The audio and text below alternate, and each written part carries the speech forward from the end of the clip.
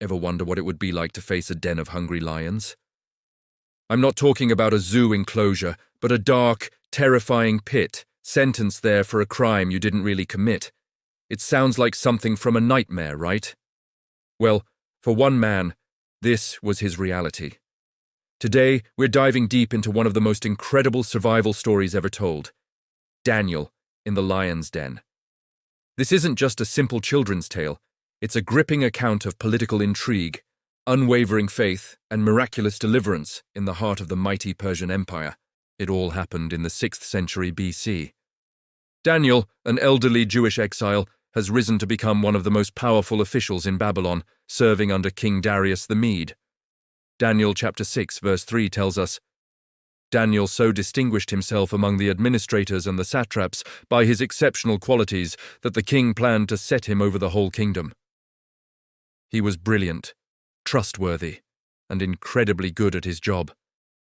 But as you know, success often breeds jealousy. The other high-ranking officials couldn't stand Daniel's success and integrity. They were corrupt, and Daniel's honesty was a threat to their schemes.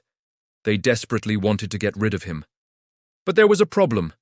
Daniel was flawless. The Bible says they could find no corruption in him because he was trustworthy and neither corrupt nor negligent. They couldn't find any dirt on him related to his job, so they decided to use his greatest strength against him, his faith. These conniving administrators knew Daniel was deeply devoted to his God. He prayed 3 times a day, every single day, facing toward Jerusalem. This was his non-negotiable routine. So, they hatched a brilliant, wicked plan. They went to King Darius and, with a lot of flattery, convinced him to issue an irrevocable royal decree. The law stated that for the next 30 days, anyone who prayed to any god or human other than King Darius himself would be thrown into the lion's den. Think about the psychology here. They appealed to the king's ego, making him feel like a god on earth. In ancient Persia, the king's word was absolute. Once a law of the Medes and Persians was signed, not even the king could change it. Darius, caught up in the flattery and not suspecting the trap, signed the decree. The trap was set. Now, what would you do in Daniel's position? The easy way out would be to just stop praying for 30 days, or at least pray in secret, right? Hide in a closet, pray silently in your head. No one would have to know.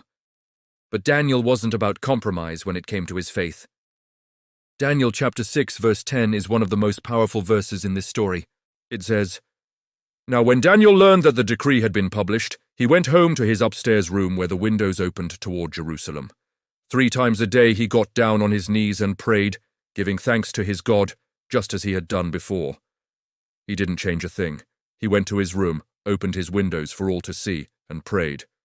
This wasn't an act of defiance against the king. It was an act of ultimate allegiance to his God. His loyalty to God was greater than his fear of lions or his loyalty to any earthly king.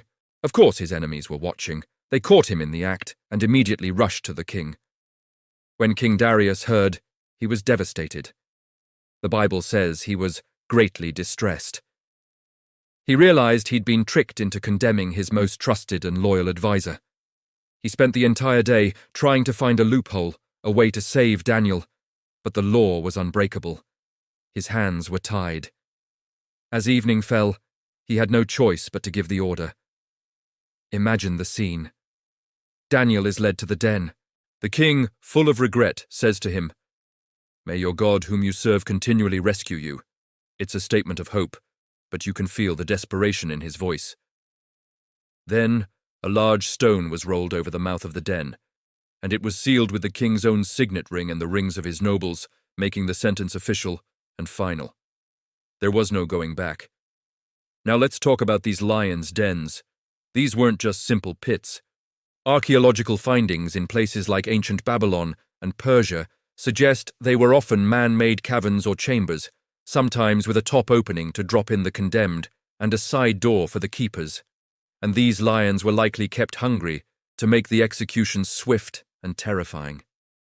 It was a brutal form of capital punishment, designed to be a public spectacle and a deterrent. For Daniel, survival seemed impossible. King Darius was so distraught he couldn't eat or sleep. The Bible says he passed the night fasting and refused any entertainment. He was tormented by what he had done. At the first light of dawn, he rushed back to the lion's den. He called out in an anguished voice, "Daniel, servant of the living God, has your God, whom you serve continually, been able to rescue you from the lions?" And then, a voice from the pit, "It's Daniel," he calls back. "May the king live forever! My God sent his angel, and he shut the mouths of the lions. They have not hurt me, because I was found innocent in his sight. Nor have I ever done any wrong before you, your majesty." Can you imagine the king's relief and astonishment? It was a miracle, a complete, undeniable miracle. The king was overjoyed and ordered Daniel to be lifted out of the den. When they brought him out, there wasn't a scratch on him. The text emphasizes this. No wound was found on him because he had trusted in his God. The story doesn't end there, though. King Darius then ordered that the men who had falsely accused Daniel, along with their entire families, be thrown into the very same lion's den. And the Bible paints a grim picture. Before they reached the floor of the den, the lions overpowered them and crushed all their bones. This detail is crucial. It shows that the lions were indeed hungry and vicious.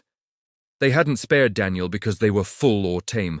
They were supernaturally restrained. In the aftermath, King Darius's perspective is completely transformed. He issues another decree, this time to the entire world. He writes, "I issue a decree that in every part of my kingdom, people must fear and reverence the God of Daniel. For he is the living God, and he endures forever. His kingdom will not be destroyed, his dominion will never end. He rescues and he saves. He performs signs and wonders in the heavens and on the earth. He has rescued Daniel from the power of the lions." From a plot to eliminate one faithful man, the result was a worldwide proclamation of the power of Daniel's God, all because Daniel refused to compromise his faith. So, what can we take away from this historical account? First, it's a story of incredible courage. Daniel's courage wasn't recklessness, it was a deep-seated trust in God's power and sovereignty. He knew God was in control, whether he lived or died. This is the essence of true faith, trusting God even when the outcome is uncertain. Second, it's a powerful lesson about integrity. Daniel's enemies could only attack him based on his goodness. His consistent character was his greatest defense, and, ultimately, the very thing that led to his vindication. It's a reminder that who we are when no one is watching, our daily habits of integrity and faith, build a foundation that can withstand incredible pressure. And finally, it's a profound demonstration of God's power to save. The story shows that no situation is too dire, no pit is too deep for God to intervene. The shutting of the lions' mouths is a powerful symbol of divine protection in the face of what seems like certain destruction.